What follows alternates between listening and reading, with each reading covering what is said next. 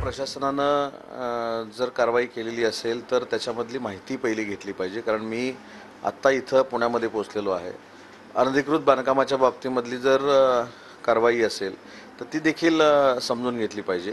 प्रशासनानं देखील त्यांच्याबरोबर संवाद केला पाहिजे, कारण शेवटी अनधिकृत बांधकामामुळं अनेक अडचणी निर्माण होत असतात आणि ते खरोखरच जर अनधिकृत बांधकाम असेल किंवा त्याच्यामध्ये काही कोणाच्या भावना अडकलेल्या असतील त्याच्यावर महानगरपालिकेबरोबर त्यांनी चर्चा करावी। कायदा कोणी हातामध्ये घेऊ नये, कारण शेवटी महाराष्ट्र राज्य हे कायद्याचं राज्य आहे। नाही, आम्हाला काही कल्पना नाही, कारण आम्ही इथे आहोत आणि असं जातीचे तेढ ज्या पद्धतीने वाढवले जात आहेत, ज्या पद्धतीने तू राहशील किंवा हिंदू राहील किंवा मुस्लिम राहील असा तेढ भाजपाचे आमदार करतायत, तर मला वाटतं असं न करता गुण्यागोविंदांनी जर धारावी डेव्हलप करायची तर स्थानिकांना त्याच जागेवर त्यांचं पुनर्वसन झालं पाहिजे। हे तर धार्मिक स्थळ आहे, त्यांना विश्वासात घेतलं पाहिजे आणि विश्वासात घेऊन ते केलं।